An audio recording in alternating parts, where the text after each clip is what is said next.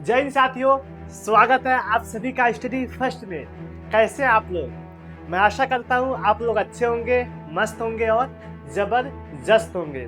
तो दोस्तों, जैसा कि हम सभी को पता है, हम सभी लोग मिलके एक प्रैक्टिस सेट कर रहे हैं और जो आज प्रैक्टिस सेट नंबर 8 है और ये प्रैक्टिस सेट यूपी होमगार्ड की परीक्षा में बहुत ही महत्वपूर्ण होने वाला है। तो दोस्तों, जो भी विद्यार्थी अभी तक ये प्रैक्टिस सेट नंबर 10 है और अभी तक 9 प्रैक्टिस सेट चलाया जा चुका है, जो विद्यार्थी अभी तक उस प्रैक्टिस सेट से ना जुड़े हो वह जल्द से जल्द जाए और प्रैक्टिस सेट से जुड़ना ना भूलें। तो दोस्तों, आइए बिना देरी किए क्लास को स्टार्ट करते हैं। और आज के क्लास का पहला क्वेश्चन कुछ इस प्रकार है कि राष्ट्रीय मजदूर दिवस कब मनाया जाता है। दोस्तों, आज के प्रैक्टिस सेट में जो भी प्रश्न है बहुत ही चुनिंदा चुनिंदा प्रश्न है और ये एग्जाम की दृष्टि से बहुत ही महत्वपूर्ण होने वाले हैं। तो दोस्तों, आइए पेपर को सॉल्व करते हैं और ये प्रैक्टिस सेट में आप शुरू से लास्ट तक बने रहिएगा। देखिएगा आप लोग कुछ ना कुछ यहाँ से सीख के जाने वाले हैं। आइए दोस्तों, बिना देरी किए क्लास को स्टार्ट करते हैं। पहला प्रश्न ये कहता है कि राष्ट्रीय मजदूर दिवस कब मनाया जाता है। हमने दिवस के बारे में हर एक प्रैक्टिस सेट में चर्चा कर रहे हैं और यहाँ से प्रश्न 100% बनेंगे। पिछले प्रैक्टिस सेट में हमने अप्रैल के बारे में चर्चा किया था, आज हम मई के बारे में चर्चा करेंगे। आइए इसके बारे में हम चर्चा करते हैं कि राष्ट्रीय मजदूर दिवस कब मनाया जाता है। तो राष्ट्रीय मजदूर दिवस यह मनाया जाता है 1 मई को। 1 मई को राष्ट्रीय मजदूर दिवस मनाया जाता है। अब आइए चर्चा करते हैं 8 मई को क्या मनाया जाता है। 8 मई को रेड क्रॉस दिवस मनाया जाता है। क्या? रेड क्रॉस दिवस 8 मई को मनाया जाता है। इसको भी आप लोग नोट कर लीजिएगा। अब आते हैं, यहाँ क्या दिया है, 12 मई। 12 मई को बहुत ही महत्वपूर्ण दिवस मनाया जाता है। इस दिन क्या मनाया जाता है? इस दिन नर्स दिवस मनाया जाता है। क्या? नर्स दिवस कब मनाया जाता है? तो नर्स दिवस 12 मई को मनाया जाता है। 31 मई को क्या मनाया जाता है? 31 मई को तंबाकू निषेध दिवस मनाया जाता है। तंबाकू निषेध दिवस मनाया जाता है। इसको भी आप लोग नोट कर लीजिएगा। हमने पिछले महीने में पिछले प्रैक्टिस सेट में अप्रैल महीने को कवर किया था और आज हमने मई के बारे में जितने भी महत्वपूर्ण दिवस है, 4 महत्वपूर्ण दिवस है, जो कि राष्ट्रीय मजदूर दिवस 1 मई को मनाया जाता है और रेड क्रॉस दिवस 8 मई को, नर्स दिवस 12 मई को, 31 मई को तंबाकू निषेध दिवस मनाया जाता है। ये एग्जाम की दृष्टि से 4 महत्वपूर्ण दिवस है जो कि हमारे एग्जाम में हमेशा पूछे जाते हैं। यही उलट फेर करके अगर मई से प्रश्न बने तो यही से प्रश्न बनेंगे। आइए अगले प्रश्न की तरफ चलते हैं। अगला प्रश्न ये कहता है कि भारत की सबसे पुरानी पर्वत श्रृंखला कौन सी है। बहुत ही लाजवाब प्रश्न है कि भारत की सबसे पुरानी पर्वत श्रृंखला के बारे में पूछ रहा है। सबसे पुरानी पर्वत श्रृंखला, तो सबसे पुरानी पर्वत कौन सी है? तो वह है हिमालय है या सतपुड़ा है या विंध्याचल है या अरावली है। तो दोस्तों, सबसे पुरानी पर्वत श्रृंखला के बारे में बात करें तो सबसे पुरानी पर्वत श्रृंखला हमारी अरावली है। अरावली सबसे पुरानी पर्वत श्रृंखला है। अब आते हैं यहाँ अरावली की सबसे ऊंची चोटी के बारे में हम चर्चा करेंगे कि अरावली की सबसे ऊंची चोटी कौन सी है। तो यहाँ की सबसे ऊंची चोटी है जिसका नाम है गुरु शिखर। जिसका नाम है गुरु शिखर। यह एग्जाम की दृष्टि से बहुत ही महत्वपूर्ण हो जाता है। महत्वपूर्ण क्यों होता है? क्योंकि अभी हमें पता है कि अभी अरावली पहाड़ी जो चर्चा में है, जो चर्चा में रही, इसलिए ये एग्जाम की दृष्टि से महत्वपूर्ण हो जाता है। यहाँ दिया हिमालय। हिमालय नवीन वलित पर्वत है। नवीन वलित पर्वत है, इसको भी आप लोग नोट कर लीजिएगा। वलित पर्वत, इसको भी आप लोग नोट कर लीजिएगा। और पूछ सकता है कि हिमालय की सबसे ऊंची चोटी कौन सी है, इसको भी आप लोग नोट कर लीजिएगा कि हिमालय की सबसे ऊंची चोटी आप सभी लोग जानते हैं, इसका क्या नाम है।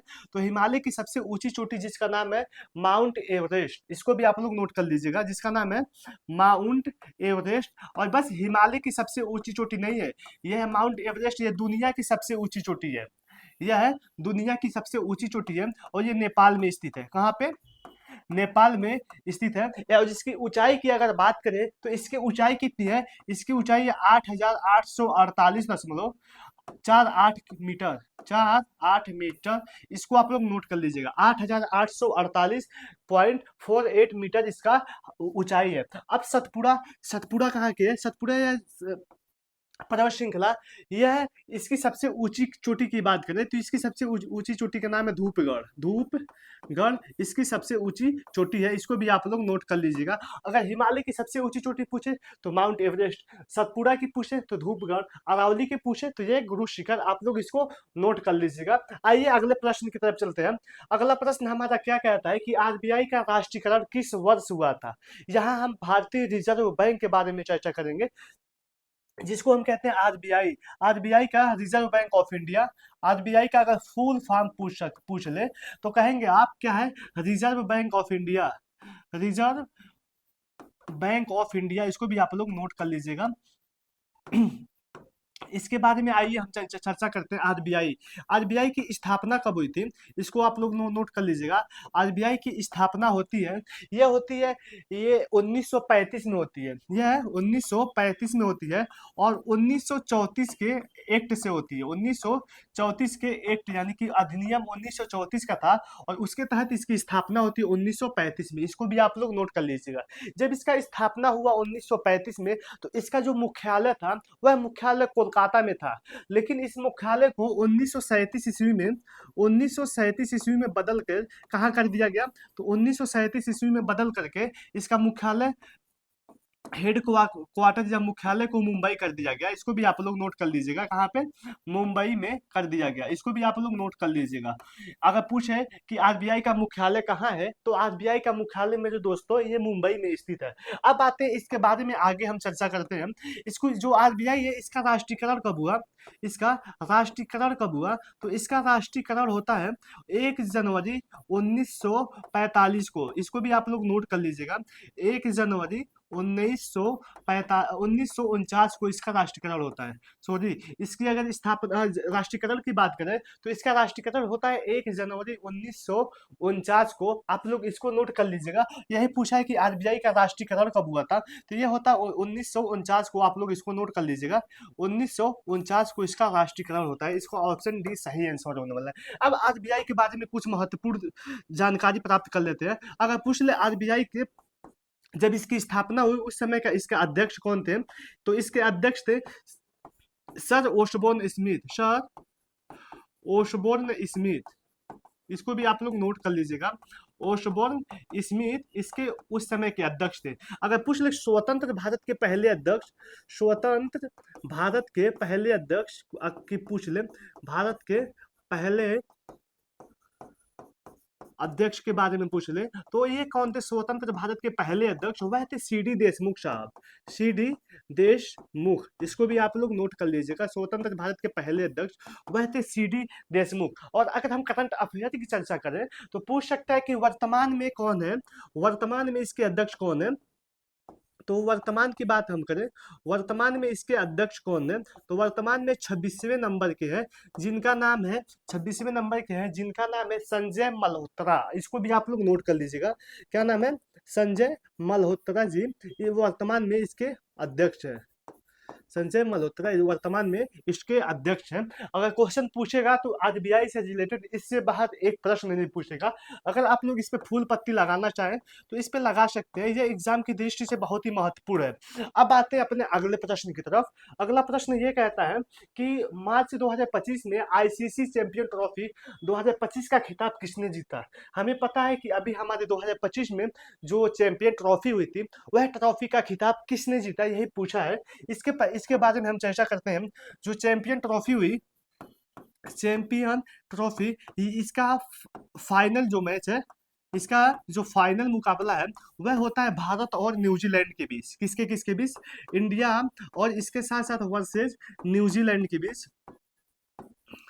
इसको आप लोग नोट कर लीजिएगा। और इसमें विजेता कौन रहा, इसमें हमारा विजेता रहता है हमारा भारत। हमारा भारत इसमें विजेता रहता है। और इसको आप, इसका ऑप्शन कौन सा होने वाला है, इसका ऑप्शन होने वाला है ऑप्शन ए, सही आंसर है। यानी कि जो मार्च 2025 में आईसीसी चैंपियन ट्रॉफी हुई थी इसका विजेता हमारा भारत रहने वाला है। और उप विजेता कौन रहा, उप विजेता रहा वह न्यूजीलैंड। इसको भी आप लोग नोट कर लीजिएगा। न्यूजीलैंड इसका उपविजेता रहा है। आइए अगले प्रश्न की तरफ चलते हैं।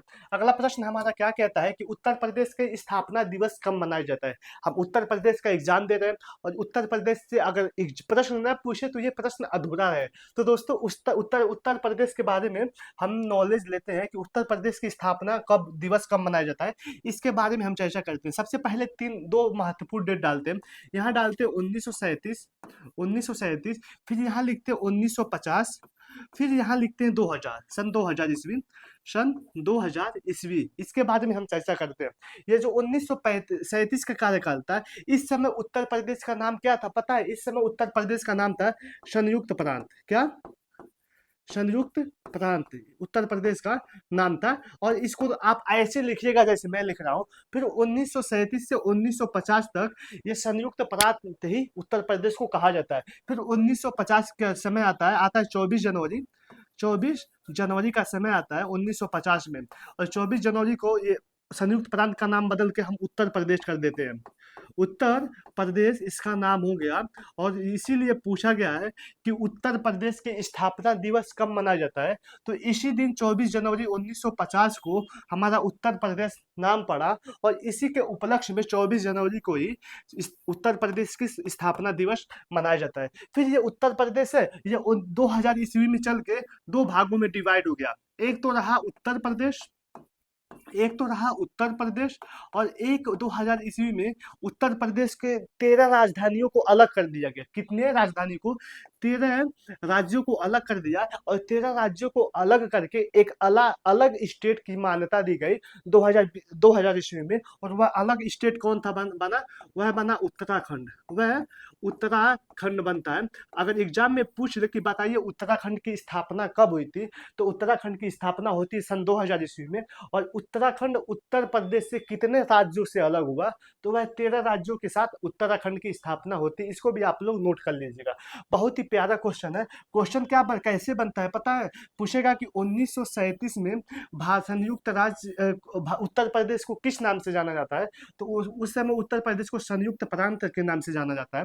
और उत्तर प्रदेश की स्थापना दिवस कब मनाया जाता है? तो उत्तर प्रदेश की स्थापना दिवस 24 जनवरी 1950 को उत्तर प्रदेश नाम पड़ा, इसलिए 24 जनवरी को ही उत्तर प्रदेश की स्थापना दिवस मनाया जाता है। और उत्तर प्रदेश का विभाजन कब होता है? तो उत्तर प्रदेश का विभाजन होता है 2000 ईस्वी में। इस 13 राज्यों का टूटा और एक 13 राज्यों के साथ उत्तराखंड की स्थापना होती है। ये रहा हमारा डिस्कशन। आइए अगले प्रश्न की तरफ चलते हैं। अगला प्रश्न हमारा क्या कहता है कि राष्ट्रीय मानवाधिकार आयोग जिसको हम NHRC कहते हैं, NHRC का फुल फॉर्म क्या होता है? नेशनल ह्यूमन राइट कमीशन के अध्यक्ष और सदस्यों का कार्यकाल कितना होता है? दोस्तों, भारतीय जो राष्ट्रीय मानवाधिकार आयोग, ये हमारे सब्जेक्ट में मेंशन किया हुआ है। यहाँ से प्रश्न बनेगा। और यहाँ से क्या प्रश्न बनेगा, आइए उसके बारे में हम चर्चा कर लेते हैं। यहाँ पे 100% लिख लीजिए, यहाँ से प्रश्न बनेगा। अब NHRC के बारे में हमने पढ़ा कि नेशनल ह्यूमन राइट कमीशन इसका फुल फॉर्म होता है। और इसकी स्थापना के बारे में बात करें, इसकी स्थापना कब होती है? तो इसकी स्थापना होती है 1993 में। और इसका हेडक्वार्टर कहाँ पे है? और इसका हेडक्वार्टर है नई दिल्ली में इसका हेडक्वार्टर है। अब आइए इसके बारे में हम चर्चा करते हैं कि यहाँ यही सब तक प्रश्न पूछेगा। और इसके अध्यक्ष के बारे में हम चर्चा कर लें। वर्तमान में इसके अध्यक्ष कौन है? तो वर्तमान में इसके अध्यक्ष है वी सुब्रमण्यम। कौन से? वी सुब्रमण्यम इसके वर्तमान में इसके अध्यक्ष हैं। तो दोस्तों, अगर प्रश्न पूछना रहेगा तो यहीं से पूछेगा, इससे ज्यादा नहीं पूछेगा। सबसे महत्वपूर्ण ये हो जाता है और उससे ज्यादा महत्वपूर्ण ये हो जाता है। ये दोनों को आप लोग याद कर लीजिएगा कि NHRC यानी राष्ट्रीय मानवाधिकार आयोग, इसके स्थापना कब हुई? तो इसकी स्थापना हुई थी 1983 में। और इसकी मुख्यालय कहाँ पे है? तो इसका मुख्यालय जो कि नई दिल्ली में। इसको आप लोग नोट कर लीजिएगा। और इसका जो कार्यकाल होता है पता है? इसका कार्यकाल होता है 3 वर्ष इसका कार्यकाल होता है। और 70 वर्ष की आयु तक कोई व्यक्ति अपने पद पर बना रह सकता है। एग्जाम्पल के लिए, अगर मेरा कार्यकाल है, मान लीजिए मैं 68 साल का हूँ और 3 वर्ष 68 साल का हूँ और मैंने एनएचआरसी का अध्यक्ष बना, तो हमने 70 साल के आयु में हम रिटायर्ड हो जाएंगे। यानी कि जैसे हम 2 साल सर्विस करेंगे, 68 साल के हम 2 साल सर्विस करेंगे तो हम 70 साल के होंगे हो जाएंगे। तो 70 साल बाद हम अपने पद से इस्तीफा देना पड़ेगा या हम अपने आप हट जाएंगे वहां से। अगर हम 65 साल के हैं तो 65 साल के बाद अगर हम 3 साल तक रहेंगे तो 68 साल तक हम अपने पद पर बने रह सकते हैं। यानी कि या तो आपकी आयु पहले हो जाए तब भी हट जाएंगे 70 साल, 3 साल के अंदर ही आप हट जाएंगे अगर आयु आपकी पूरी हो गई। अगर 3 साल के अंदर नहीं पूरी हुई 70 साल तो आप 3 साल तक अपने पद पर मैक्सिमम बने रह सकते हैं। ये आप लोग नोट कर लीजिएगा। यानी कि ऑप्शन बी इसका सही आंसर है। 3 साल या अधिकतम 70 वर्ष की आयु तक अपने पद पर बने रह सकते हैं। आइए अगले प्रश्न की तरफ। अगला प्रश्न हमारा क्या कहता है कि 7 मई, बहुत ही प्यारा क्वेश्चन ये है कि 7 मई 2025 को किस ऑपरेशन के तहत, यहाँ दिया है को किस ऑपरेशन के तहत भारत ने पाकिस्तान के आतंकवादी ठिकानों पर हमला किया। हमें पता है कि एक डेट आता है जो कि भारतीय इतिहास में एक बहुत ही भयावह दिन के नाम से जाना जाएगा, कि जिसका नाम है 22 अगस्त, 22 अप्रैल 2025। इस दिन क्या होता है पता है? इसी दिन जम्मू कश्मीर में एक स्थान है जिसका नाम है पहलगाम, जिसका नाम है पहलगाम। और इसी दिन मानवता के एक क्रूर व्यवहार को देखा जाता है। क्या होता है इसी दिन 22 अप्रैल को हमारे सीमा पार करके कुछ आतंकवादी इस पहलगाम में आ जाते हैं और हमारे भारतीय जो टूरिस्ट हैं उनको जाति के नाम पे यानी कि धर्म पूछ के उनको 27 लोगों को मौत के घाट उतार दिया जाता है। 27 लोगों को उनके पत्नी के सामने, उनके बच्चों के सामने उनको मार दिया जाता है। फिर हमारी सेना जागती है और हमारी सेना 7 मई 2025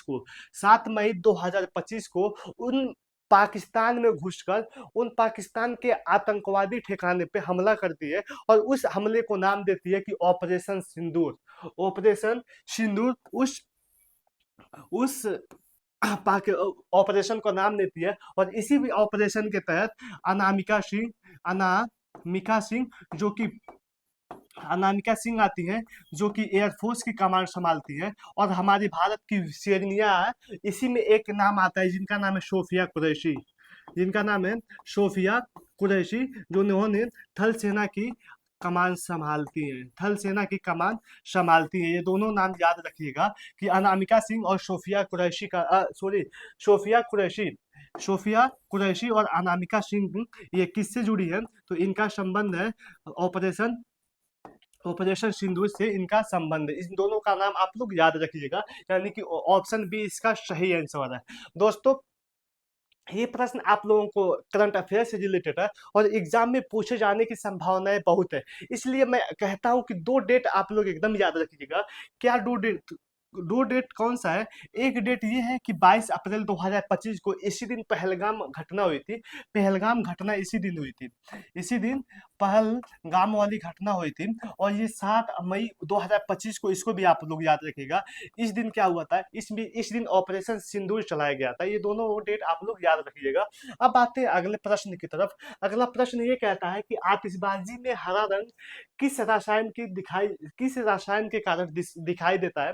तो दोस्तों प्रश्न ये पूछता है कि आतिशबाजी में हरा रंग किस रसायन के कारण दिखाई देता है? तो दोस्तों अगर आप चाहें कि अपने रोला बना सकते हैं। कैसे रोला बनाएंगे? मान लीजिए आपकी शादी हो रही है, आपकी शादी हो रही है और आपके बगल में आपकी दुल्हन बैठी हुई है और वहां पे आपके दोस्त लोग ने पटाखा फोड़ा और पटाखे में हरा रंग निकल रहा है, यहाँ पे पीला रंग निकल रहा है। आतिशबाजी में हरा रंग पीला रंग ऐसे निकल रहा है, तो आप अपनी मैडम जी से कहेंगे, क्या कहेंगे? देखिए वो जो पीला रंग है वह सोडियम के कारण निकल रहा है, जो हरा रंग है वह बेरियम के कारण निकल रहा है। तो दोस्तों इसमें आपका रोला बनेगा। आपकी औरत कहेगी कि ये हमारा जो हस्बैंड ये बहुत पढ़े लिखे हुए हैं। तो दोस्तों इसमें ऐसे आप रोला बना सकते हैं छोटी छोटी बातों से।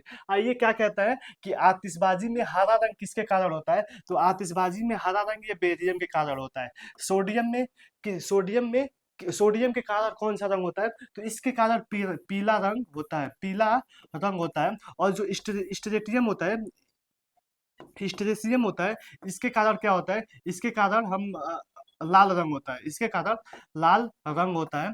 लाल कलर का जो आतिशबाजी होता है, आतिशबाजी क्या है पता है? आतिशबाजी वही जो पटाखा फूटता है, पटाखा फूटता है, कहीं बारूद जलता है तो हमें हरा रंग दिखाई देता है, पीला रंग दिखाई देता है, हरा रंग दिखाई देता है। ये इसी को हम आतिशबाजी कहते हैं, पटाखे को फोड़ना, ये सब आतिशबाजी है।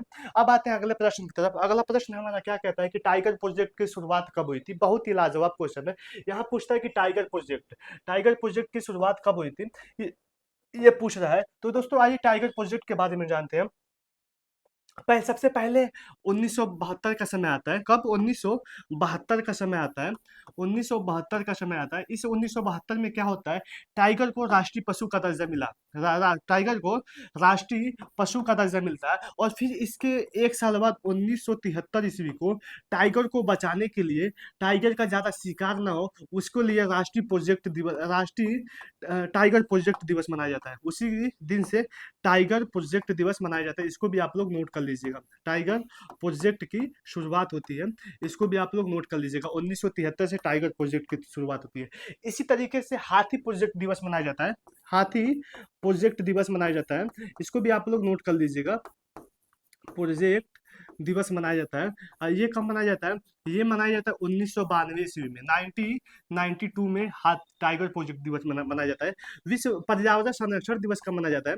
पर्यावरण संरक्षण दिवस ये भी मनाया जाता है 1986 में। संरक्षण दिवस ये कब मनाया जाता है? ये मनाया जाता है 1900 पर्यावरण संरक्षण अधिनियम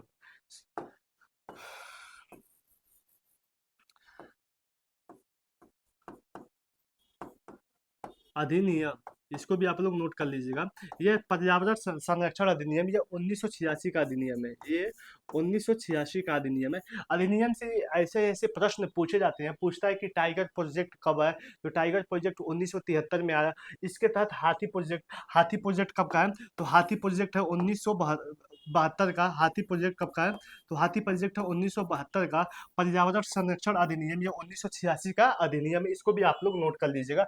टाइगर प्रोजेक्ट ये 1973 का अधिनियम है, इसको भी आप लोग नोट कर लीजिएगा। आइए अगले प्रश्न की तरफ चलते हैं। अगला प्रश्न हमारा क्या कहता है कि मानव शरीर की सबसे बड़ी ग्रंथि कौन सी है? यहाँ ग्रंथि के बारे में हम चर्चा कर रहे हैं कि मानव शरीर की सबसे बड़ी ग्लैंड, जिसको हम ग्लैंड कहते हैं, वह कौन सी है? तो वह है यकृत, जिसको हम लीवर कहते हैं, वह है लीवर, यकृत। इसको इसको आप लोग नोट कर लीजिएगा। अग्नाशय क्या है? ये मानव शरीर की सबसे बड़ी मिश्रित ग्रंथि है। मानव शरीर की सबसे बड़ी मिक्स ग्लैंड ग्लैंड है, इसको भी आप लोग नोट कर लीजिएगा। थायराइड ग्रंथि यह गले में पाई जाती है, यह गले में पाई जाती है, इसको भी आप लोग नोट कर लीजिएगा। Thyroid gland. पीयूष ग्रंथि, पीयूष को हम मास्टर ग्लंथि कहते हैं, मास्टर ग्लैंड के नाम से जानते हैं। पीयूष मास्टर मास्टर ग्लैंड के नाम से जानते हैं, इसको भी आप लोग नोट कर लीजिएगा। और ये इसका लोकेशन ये हमारे दिमाग में होता है। और ये जानते हैं कितना बड़ा होता है? ये मटर के दाने जितने बड़े होते हैं उतने बड़ा होता है, मटर के दाने के आकार का होता है, इसको भी आप लोग नोट कर लीजिएगा। अब आते हैं अगले प्रश्न की तरफ। अगला प्रश्न क्या है पता है? संयुक्त अरब अमीरात की मुद्रा क्या है? हमने कहा कि हर एक एग्जाम में मुद्रा से प्रश्न बनेंगे, जितने भी शिफ्ट है, और आप लोग नोट कर लीजिएगा, यहाँ से भी प्रश्न बनेंगे। तो आइए क्यों ना हम एक साथ कई देश की मुद्राओं को चर्चा कर लेते हैं। तो संयुक्त अरब अमीरात, जिसको हम कहते हैं यूएई यानी कि यूनाइटेड अरब इमीरात, आइए इसके बारे में हम चर्चा करते हैं। यहाँ की मुद्रा क्या है? यहाँ की मुद्रा को हम कहते हैं दिरहम। दिरहम ये हमें यूएई की मुद्रा को कहते हैं। और ये यूएई वही है जिसको हम दुबई के नाम से जानते हैं, जिसको हम दुबई के नाम से जानते हैं। रियाल, रियाल कहाँ की है? इसके बारे में हमने कल चर्चा किया था कि रियाल है सऊदी अरब की मुद्रा को हम रियाल कहते हैं। अब बात है दिनार। दिनार ये कुवैत को कहते हैं। और दुनिया का सबसे बड़ा जो दरहम होता है, जो सबसे बड़ा करेंसी होती है, वह होती है कुवैती दिनार की। यहाँ डॉलर, डॉलर कहाँ की है? तो डॉलर अमेरिका की है, इसके साथ साथ अमेरिका की है, इसके साथ साथ कनाडा की है। अमेरिका, कनाडा, इसके यहाँ की डॉलर है। अब आते हैं ईयू की, यूरोपियन यूनियन की।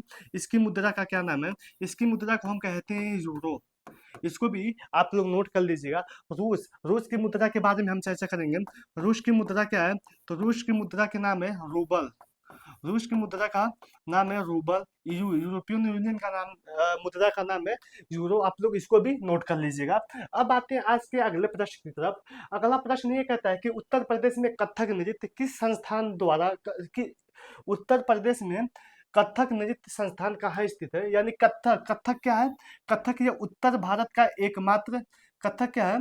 कथक ये उत्तर भारत का एकमात्र शास्त्रीय नृत्य है। इसको भी आप, ये उत्तर भारत का एकमात्र शास्त्रीय नृत्य है। उत्तर भारत का एकमात्र शास्त्रीय नृत्य, इसको भी आप लोग नोट कर लीजिएगा, एकमात्र शास्त्रीय नृत्य। और इसका संस्थान कहाँ स्थित है? तो इस कथक संस्थान यह लखनऊ में स्थित है, लखनऊ में स्थित है। इसके साथ साथ कथक नृत्य जो संस्थान है, कथक नृत्य से कौन कौन से संबंधित है? तो कथक नृत्य से संबंध रखने वाली है लच्छू महाराज के साथ साथ अच्छन महाराज, इसको भी आप लोग नोट कर लीजिएगा, महाराज प्लस अच्छन महाराज, इसको भी आप लोग नोट कर लीजिएगा। अब आते हैं इसके संस्थान के बारे में पूछा है, तो इसकी संस्थान है लखनऊ में। लखनऊ में ये कथक नृत्य संस्थान स्थित है, इसको भी आप लोग नोट कर लीजिएगा। अब आते हैं अगले प्रश्न की तरफ। अगला प्रश्न ये कहता है कि ताशकंद समझौता कब हुआ था? तो ताशकंद समझौते के बारे में हम चर्चा करेंगे। यह ताशकंद समझौता किनके किनके मध्य हुआ था, पहले ये जानते हैं। तो ये हुआ था सबसे पहले भारत और पाकिस्तान के मध्य। किनके किनके? भारत वर्सेज पाकिस्तान के मध्य हुआ था ताशकंद समझौता। और ये इनमें भाग लेने वाले कौन कौन से थे? इनमें भारत की तरफ से लाल बहादुर शास्त्री जी थे। कौन से? लाल बहादुर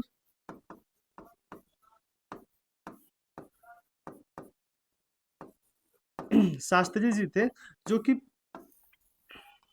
सॉरी एक मिनट,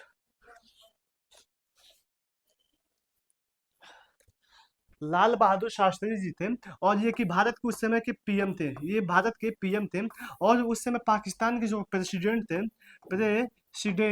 उनका नाम था अयूब अली, उनका नाम था अयूब अली, इसको भी आप लोग नोट कर लीजिएगा, अयूब अली थे। इनके बीच होता है ताशकंद समझौता। और ये समझौता कहाँ पे होता है? ताशकंद समझौता, ये समझौता होता है दोनों लोगों के मध्य, ये होता है ताशकंद में। और ये ताशकंद कहाँ पे है? ताशकंद में, ये ताशकंद कहाँ पे है? ये है उज्बेकिस्तान में, ये है उज्बेकिस्तान की राजधानी है ताशकंद, इसको भी आप लोग नोट कर लीजिएगा। और ये समझौता कब होता है? ये समझौता होता है 1966 ईस्वी में, इसको भी आप लोग नोट कर लीजिएगा।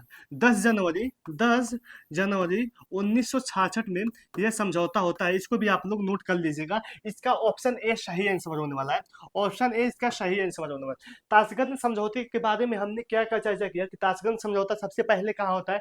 यह होता है ताशकंद, जो कि उज्बेकिस्तान में स्थित है। इसके साथ साथ ये समझौता किन के मध्य होता है? यह भारत और पाकिस्तान के मध्य होता है।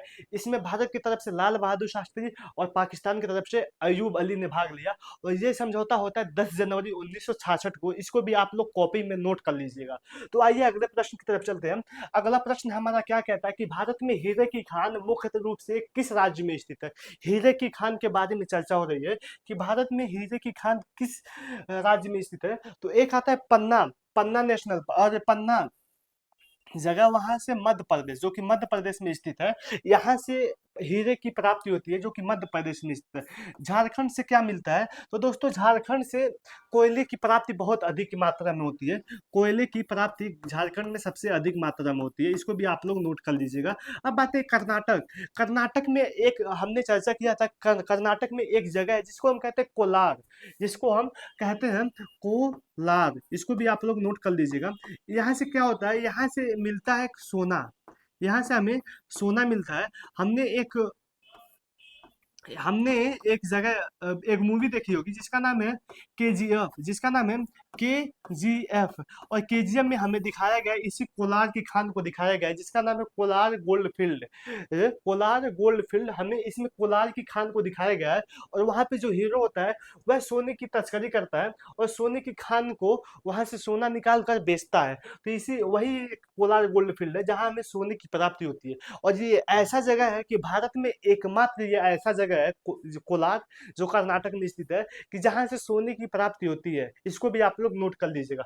राजस्थान, राजस्थान बहुत ही फेमस जगह है, और यहाँ से एक खेतड़ी, खेतड़ी नामक जगह है, खेतड़ी, राजस्थान में खेतड़ी नामक जगह है, और यहाँ से तांबे की प्राप्ति होती है, तांबा, यहाँ से तांबा मिलता है। अब आप लोग बताइएगा कि उत्तर प्रदेश में कौन सा ऐसा जिला है, उत्तर प्रदेश में कौन सा ऐसा जिला है जहां से तांबे की प्राप्ति होती है। यह एग्जाम में पूछा गया है, और एग्जाम में पूछेगा। आइए इसको हम भी लिख लेते हैं कि उत्तर प्रदेश का एकमात्र जिला, तो यह जिला है, यह है यूपी का एकमात्र जिला जहां से तांबा पाया जाता है, उसका नाम है ललितपुर।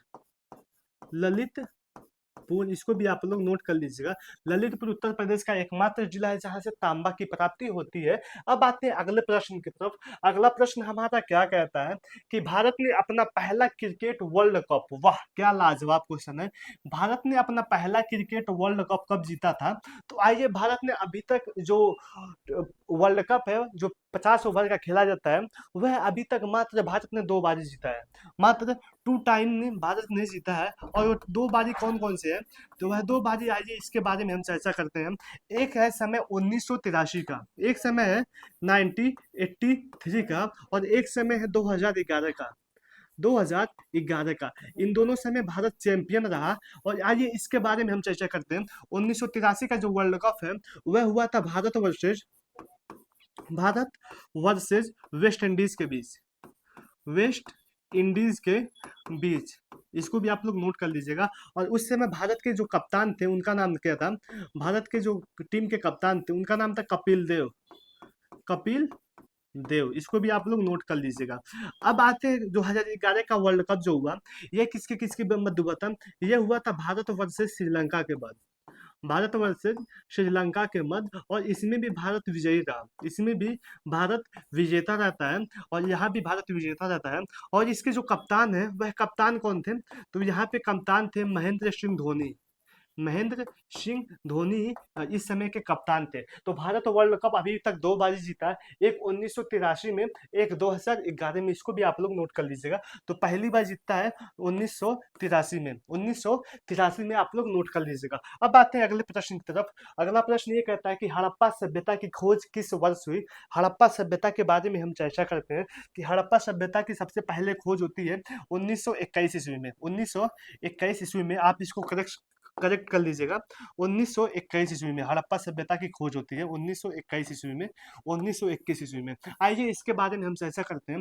हड़प्पा सभ्यता जो है, इसकी खोज करने वाले हैं जिनका नाम है राखाल दास बनर्जी, राखाल दास बनर्जी के नेतृत्व में हड़प्पा सभ्यता की खोज हुई। बनर्जी के नेतृत्व में हड़प्पा सभ्यता की खोज हुई 1921 ईस्वी में।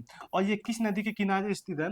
यह रावी नदी के बाएं तट पे है, यह रावी नदी के बाएं तट पे स्थित है। इसको भी आप लोग नोट कर लीजिएगा।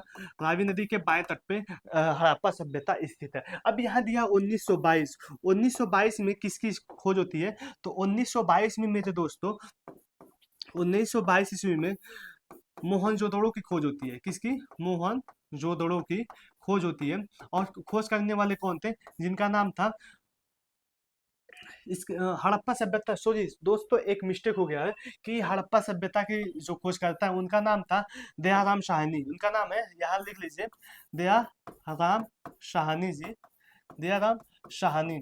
और यहाँ पे मोहनजोदड़ो की खोज करता है जिनका नाम है राखाल दास बनर्जी, राखाल, थोड़ा मिस्टेक हो गया, राखाल दास बनर्जी, राखाल दास बनर्जी। और ये किस नदी के किनारे स्थित है? तो ये सिंधु नदी के किनारे स्थित है। इन नदियों को आप लोग याद कर लीजिएगा कि अगर पूछ लें कि मोहनजोदाड़ो किस नदी के किनारे स्थित है, तो मोहनजोदाड़ो ये सिंधु नदी के किनारे स्थित है। लेकिन पूछ ले हड़प्पा किस नदी के किनारे स्थित है, तो हड़प्पा रावी नदी के किनारे स्थित है, हड़प्पा रावी नदी के किनारे स्थित है। और इसकी खोज के बारे में पता चलता है कि हड़प्पा सभ्यता की खोज कब हुई? ये तो 1921 में। और ठीक इसके 1 साल बाद मोहनजोदड़ो की खोज होती है 1922 ईस्वी में। आप लोग इसको भी नोट कर लीजिएगा।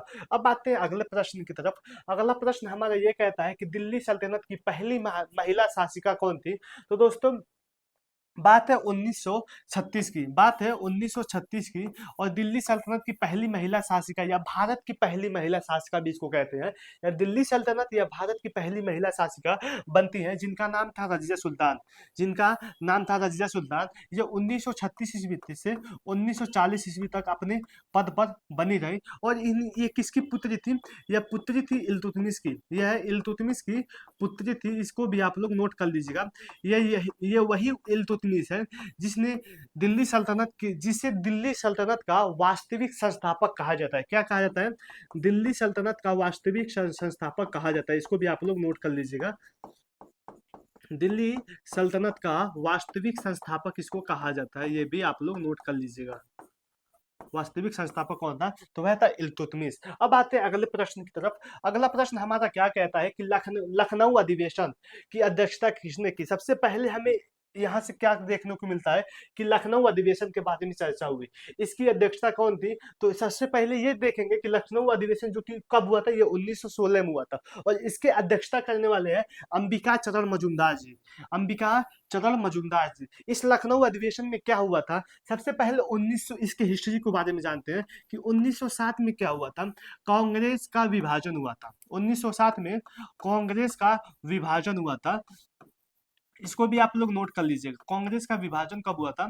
यह हुआ था 1907 ईस्वी में। कांग्रेस दो दल में टूट गया था, एक था नरम दल, एक था नरम दल और एक था गरम दल, एक था नरम दल और एक था गरम दल। और इस 1907 में इसकी विभाजन होती है, और यही विभाजन जाके 1916 ईस्वी में, 1916 ईस्वी में लखनऊ अधिवेशन में इस विभाजन को रद्द करके फिर नरम दल और गरम दल को एक कर दिया गया, यानी नरम दल को गरम दल को एक कर दिया गया। इसको आप लोग नोट कर लीजिएगा।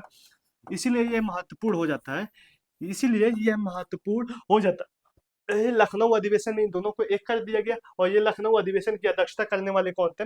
ये थे अंबिका चरण मजूमदार। इनको आप लोग नोट कर लीजिएगा, यह डेट दोनों याद हो जाता है, यह डेट दोनों आप लोगों को याद करनी है। अब आते हैं अगले प्रश्न की तरफ।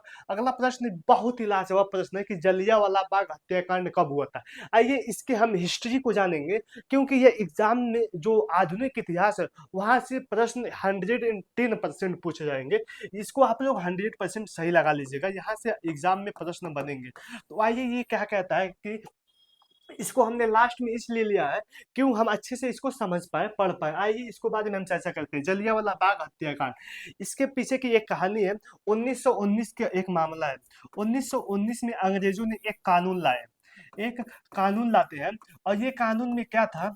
इस कानून को रोलेक्ट एक्ट के नाम से जानते हैं, रोलेक्ट एक्ट के नाम से जानते हैं। यह कानून, यह एक्ट क्या था? आइए इसके बारे में हम चर्चा करते हैं। जानते हैं कि अंग्रेज कुछ भी नियम लाते थे तो भारतीय लोग उसका विरोध करते थे, क्योंकि जानते थे कि भारतीय ये नियम हमारे हक के लिए नहीं है, ये हमारे पक्ष में नहीं है, तो भारतीय लोग इसका विरोध करते थे। तो अंग्रेज ये रोलेक्ट एक्ट 1919 में लाए। और इस एक्ट के तहत क्या किए पता है? कि हम, कोई भी व्यक्ति प्रदर्शन करता है, हमारे खिलाफ आवाज उठाता है, तो उसको शक के आधार पे, किसके? बस शक के आधार पे उसको उठाकर जेल में बंद कर दिया जाएगा। न वह रहेगा न आंदोलन करेगा। यानी उनका कहने का मतलब ये था, न रहेगी बांस न बजेगी बांसुरी। वो बस ये इसी सिद्धांत को फॉलो करते थे कि कोई भी आंदोलन करता उसको शक के आधार पे उठा के जेल में डाल देते थे। और इसी के विरोध में लोगों ने इसका विरोध किया, और इसीलिए इसको कहा जाता है कि काला कानून। इसको कहा जाता है काला कानून, इसको कहा जाता है। यानी शक के आधार पे किसी को अंदर डालना, इसी को हम कहते हैं काला कानून। भारतीयों ने इसको कहा। और फिर इसी आंदोलन के विरोध में पंजाब की जगह है, इसी आंदोलन के विरोध में पंजाब में एक जगह है जिसका नाम है जलियांवाला, जिसका नाम है जलियांवाला बाग, जलियांवाला बाग। आइए इसके बारे में हम चर्चा करते हैं कि जलियांवाला बाग में क्या हुआ था।